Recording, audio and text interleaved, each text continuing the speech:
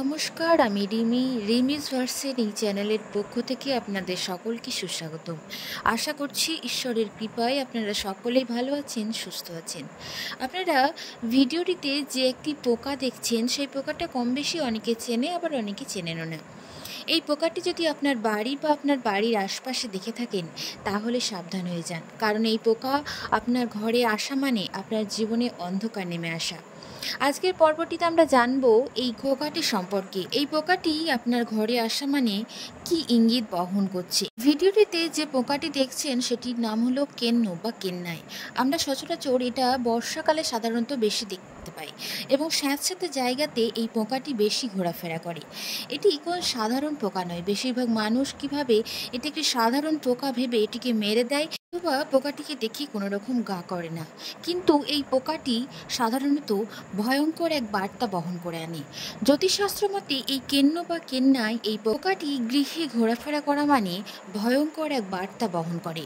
পোকাটি গৃহে হঠাৎ দেখা মানে কোনো সাধারণ ঘটনা নয়। এই পোকাটি সাধারণত গ্রাম্য পরিবেশে বেশি দেখা যায়, তবে শহরেও দেখা যায় না এমন বলা যায় না, কারণ শহরে অনেক বাড়ি রয়েছে যে বাড়িতে মাটি দিয়ে নির্মিত বা স্যাঁতস্যাঁতে পরিষ্কার করা হয় না, আর্দ্র, সেই সমস্ত বাড়িতে এই সমস্ত পোকাদের ভূমিকা থাকে। অর্থাৎ এই পোকারা সেই সমস্ত বাড়িতে বেশি ঘোরাফেরা করে। পোকাটির চলাফেরা খুবই ধীর এবং নিঃশব্দ। পোকাটিকে বেশি দেখতে পাবে রাত্রিতে, তবে দিনের বেলাতে দেখা যায় না এমনটা কিন্তু নয়। তবে বাস্তুশাস্ত্র মতে এই পোকাটি গৃহে আসা মানে অশুভ ইঙ্গিত বহন করছে। এই পোকাটি যদি গৃহে পূর্ব বা উত্তর পূর্ব কোণ অথবা আপনার গৃহের যদি ঠাকুর ঘরে দেখা যায়, তাহলে বুঝতে হবে সেই গৃহে কোনো অতৃপ্ত আত্মার প্রবেশ ঘটেছে। পোকাটি ঈর্ষা বা রূপান্তরের এক বার্তা বহন করে। তান্ত্রিক মতে এই পোকাটি যদি আপনার গৃহের একই স্থানে বারবার দেখা যায় বা একই স্থানে সেই স্থানে যদি বারবার ঘোরাফেরা করে, তাহলে বুঝতে হবে যে সেই বাড়ির ঈর্ষা, নজরদোষ এবং গোপন কোনো শত্রুর গৃহে প্রবেশ করেছে।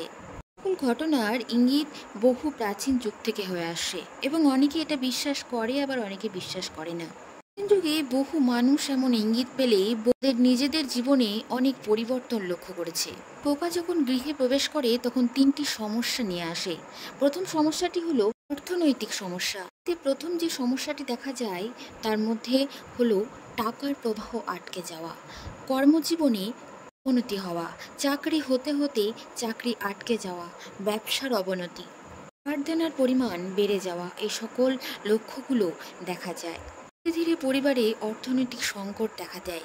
দ্বিতীয় যে সমস্যাটি দেখা যায় সেটি হলো পারিবারিক অশান্তি। এই ধরনের পোকাগুলো যে বাড়িতে নিয়মিত দেখা যায় যে সেই বাড়িতে মানুষের মধ্যে মনোমালিন্য বেড়ে যায়, একে অপরের সাথে সম্পর্ক নষ্ট হয়, মানসিক চাপ বৃদ্ধি পায়। পরিবারের একে অপরের সদস্যের সাথে আগে ছিল যেখানে ভালোবাসা, সেখানে আস্তে আস্তে তৈরি হচ্ছে মনোমালিন্য, একে অপরের সম্পর্ক, দূরত্ব যেন বেড়ে যাচ্ছে। তৃতীয় যে সমস্যাটি দেখা যায় সেটি হলো শারীরিক এবং মানসিক দুর্বলতা। যদি এই ধরনের পোকাগুলো গৃহে থেকে যায়, সেই গৃহ থেকে যদি বেরিয়ে না যায়, তাহলে দেখা যায় সেই পরিবারের প্রত্যেকটি মানুষের মধ্যে মানসিক চাপ বেড়ে যায়, শারীরিক ক্লান্তি, অস্থিরতা, অশান্তি ভোগ, এই সমস্ত কিছু নিয়ে ভুগতে হয় সেই পরিবারের মানুষকে। শারীরিকগত দিক থেকে তারা পিছিয়ে পড়ে এবং শরীরে সবসময় অলসতার ভাব আসে। এই বাড়ির সদস্যদের সবসময় মনে হয় যেন ঘুমিয়ে থাকি, ঘুমিয়ে কাটায়। সেই গৃহের আবহাওয়া যেন অন্যরকম একটা রূপ বদল করে।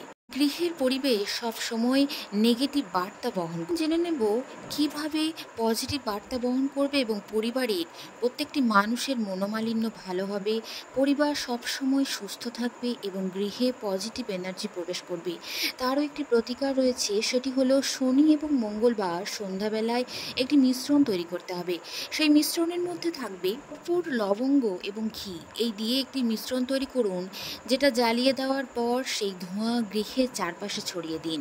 দেখবেন আপনার গৃহে পজিটিভ এনার্জি প্রবেশ করবে, এই গৃহের আবহাওয়া বদলে যাবে। এই পদ্ধতি একটি গৃহের জন্য শুদ্ধিকরণ পদ্ধতি। এই পদ্ধতিটি করলে গৃহে আগত সকল প্রকার বাধা বিপত্তি নিমেষেই কেটে যায়। দ্বিতীয় প্রতিকারটি হলো তুলসী পাতা, গঙ্গা জল এবং গোমূত্র। এই তিনটে জিনিসকে একসাথে মিশ্রণ বানিয়ে গৃহের চারিদিকে ছড়িয়ে দিন। সেটা করতে হবে সপ্তাহের যে কোনো দিন। নজরদোষ এবং শত্রু শক্তিকে দুর্বল করার কার্যকরী উপায়। তৃতীয় প্রতিকারটি হলো প্রত্যেক রাত্রি ঘুমোতে যাওয়ার আগে এই মন্ত্রটি জপ করবেন 11 বার। অপবিত্র পবিত্র ভা, এই মন্ত্রটি 11 বার জপ করতে হবে এবং গৃহের দক্ষিণ পূর্ব কোণে একটি তামার পাত্রে গঙ্গা জল রাখবেন। এটি পরিবারকে শান্ত রাখতে সহায়তা করবে, পরিবারের স্থবিরতা কাটিয়ে পরিবারের আবহাওয়া শান্ত রাখবে। হ্যাঁ, অবশ্যই আপনাকে এটার দিকে নজর রাখতে হবে বাড়িতে যেন কেন্ন বা ক্যান্নায় এই ধরনের পোকাগুলো না আসে। এটার দিকে আপনাকে বিশেষভাবে নজর রাখতে হবে। এই ধরনের পোকাগুলো সাধারণত স্যাঁতসেঁতে জায়গা পছন্দ করে, তাই আপনার গৃহের যে জায়গাটি স্যাঁতসেঁতে বা যে জায়গায় জল জমে থাকে, সব সময় জল শোকায় না, সব সময় স্যাঁতসেঁতে ভাব হয়েই থাকে, সেই জায়গাগুলো আপনাকে পরিষ্কার করতে হবে, সেই জায়গা আপনাকে শুষ্ক রাখার চেষ্টা করতে হবে। এই ধরনের পোকাগুলো সাধারণত ছোট ছোট পোকা খেয়ে বেঁচে থাকে। গৃহের মশা, মাছি বা ছোট কোনো পোকা এই সমস্ত খেয়ে এরা বেঁচে থাকে। এরা সাধারণত বাথরুম ঘর বা রান্নাঘর জলা জায়গায় পছন্দ করে। এই ধরনের পোকাগুলোকে নিয়ন্ত্রণে রাখার জন্য আপনাকে ব্যবস্থা নিতে হবে। আপনার গৃহের যে দরজা বা জানালায় যে ফাঁক ফোঁকগুলো থেকে থাকে সেগুলো বন্ধ করে দিন, যাতে করে বাইরে থেকে কেন্ন বা ক্যান্নায় আপনার গৃহে প্রবেশ করতে না পারে। এমনকি বাজার থেকে বিভিন্ন প্রকার স্প্রে কিনতে পাওয়া যায়, সেটি কিনে এনে আপনি এই ধরনের পোকামাকড়দের নিয়ন্ত্রণে আনার চেষ্টা করুন। এছাড়াও ঘরোয়া উপায়ে কেন্ন মারার জন্য আপনি আপনার গৃহে একটু লেবুর রস সেটা জলের সাথে মিশিয়ে সেটা স্প্রে করার কোনো বোতলের মধ্যে ভরে সেই যে জায়গায় কেন্নদের বাসা বা সেই যেই জায়গাতে কেন্নদের বেশি পরিমাণে উৎপাত সেই জায়গায় আপনি দিয়ে দিন। এছাড়াও কিছুটা তেজপাতা আপনি পুড়িয়ে যদি যে জায়গায় কেন্নদের বাস সেই জায়গায় রেখে দিন, সেই তেজপাতার পোড়া গন্ধে কেন্নরা সেই স্থান থেকে চলে যায়। এই উপায়গুলি করে দেখুন। তবে অবশ্যই হ্যাঁ, এই প্রাণীটিকে আপনি মেরে ফেলবেন না, কারণ ঈশ্বর এই প্রাণীটিকে পাঠিয়েছে কোনো না কোনো ইঙ্গিত বহন করার জন্য। পৃথিবীতে প্রত্যেকটি প্রাণী কিছু না কিছু ইঙ্গিত বহন করে, তাই কোনো প্রাণীকে বা জীবকে হত্যা করা বা মেরে ফেলা উচিত নয়। ঈশ্বরের দেওয়া এই প্রাণীদের থেকে বার্তা যদি আমরা সময় থাকতে বুঝতে পারি, তাহলে অনেক বিপদ, ভয়, অনেক অশুভ সংকেত এই সব কিছু থেকে এড়িয়ে চলা যায়। ঈশ্বরের দেওয়া এই প্রাণীদের থেকে বার্তা বুঝুন এবং নিজে সচেতন হন এবং পরিবারকে রক্ষা। আশা করি দর্শক বন্ধুরা পর্বটি থেকে আপনাদের সমৃদ্ধ করতে পেরেছি। যদি ভালো লেগে থাকে তাহলে অবশ্যই বন্ধুদের সাথে শেয়ার করে চ্যানেলটি সাবস্ক্রাইব করে বেল বাটনটি অবশ্যই প্রেস করে দেবেন। ধন্যবাদ সকলকে।